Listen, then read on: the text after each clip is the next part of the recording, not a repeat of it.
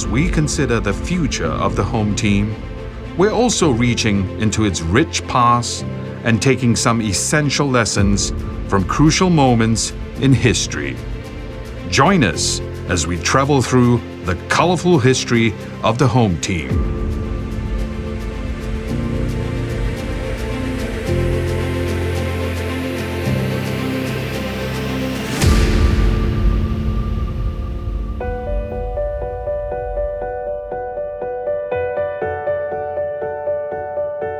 I became Minister for Home Affairs in 1994.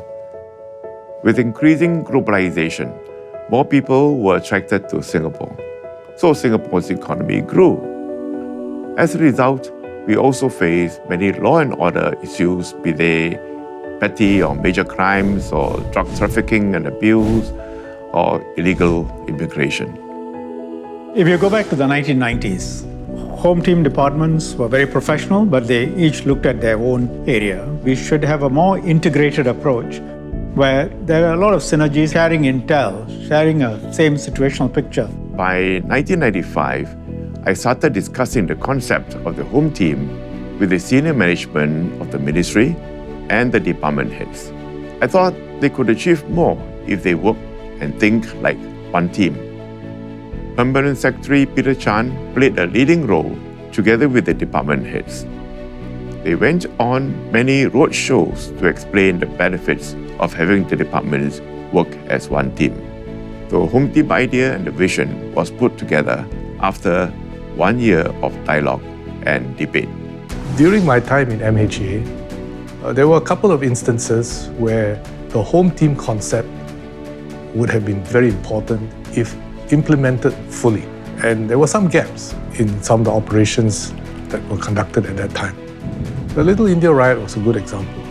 The officers who were the first responders worked very well on the ground together between the police and the SCDF. But the overall command and control could have been better if there was better integration between the home team centers, command centers, sharing pictures, and their overall response. The home team concept calls on our officers to think holistically and put the public needs at the center of their focus. When they operate as a home team, they would be able to deliver effective and efficient service to the public and ensure an anti-drug, anti-crime, and anti-terrorist environment for all. The bedrock or the foundation of any successful country, economy, and society is safety and security. We continue to make Singapore one of the safest and most secure cities and countries in the world, if not the safest. That is an achievement, and that's something that we must continue to upkeep.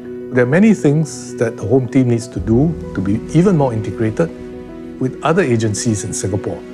Many of the challenges today are transboundary, especially when you talk about the digital world, where things can happen in a split second. Money can disappear, scam operations are run from overseas. Keeping Singapore safe is no longer just about keeping the physical space and people safe. Many crimes are now committed by bad actors who use the internet and social media to cause harm to others.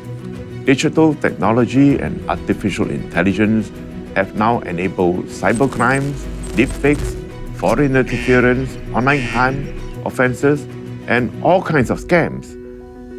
I'm very glad to see the home team continues to learn from operational experience and come up with new tools and approaches to do their work.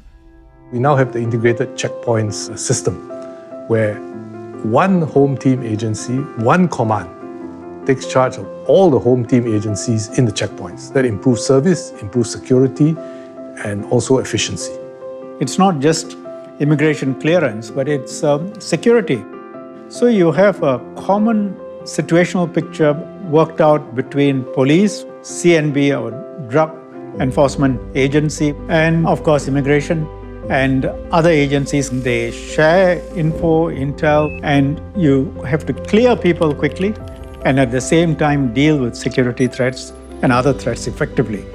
I think by bringing all our functions together, we are all the more effective. It helps us respond faster. It helps us be more seamless in coordinating across what we do. It helps us integrate our operations better. And quite clearly, by working together as one home team, we are more effective as individual departments, but also more effective collectively. It has taken us many decades to come to this point of progress. New challenges always come about. What you know is that life is going to change. The challenges are going to continue to be there. Try and make sure you get the best people in. So good people, good training, they have a sense of esprit de corps. They know that this is a calling, and we remain an adaptive learning organization that can meet whatever challenges come. The best way for me to think and have a sense about whether the home team will be able to cope with the challenges of the future is to look back again on COVID and to say that despite the fact that we were by and large running in the dark, not knowing how the virus would behave, how the situation was going to develop, the entire public sector, the home team, was very willing to step up to the plate, to be counted, to pull together as a team. They were able to improvise, innovate in order to be able to overcome that challenge and that crisis that faced us. This is a ministry where day to day there are challenges. Anytime anything happens on the ground, the minister will have to be answering as to what happened or why it happened or what the responsibility is. This is what home team officers on the ground go through day in, day out. I'm also very impressed by the fact that the home team continues to be on top of the challenges. They remain as a learning organization and innovative. They evolve with the times and adapt to new challenges in today's digital and technologically driven world. If you're looking for a very good blend of policy and operational work, if you crave excitement, and if you enjoy working as a team, punching, of course, your individual weight, but at the same time, you like team sports and you really like to work in an environment where you've got colleagues who will have your back, I say the home team's for you. I want to commend and say thank you to all our home team officers. I've met and worked with many of them, and their level of commitment is really tremendous.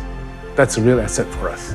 I also see that the home team concept is now much more accepted, implemented in practical terms, but also, most importantly, imbibed in spirit among our officers so that they work and they see the necessity of working closely together. Singapore is safe because of each one of our home team officers. So what I will say, and what I think every Singaporean has to say, is a big thank you to every home team officer who is helping to keep Singapore safe and secure.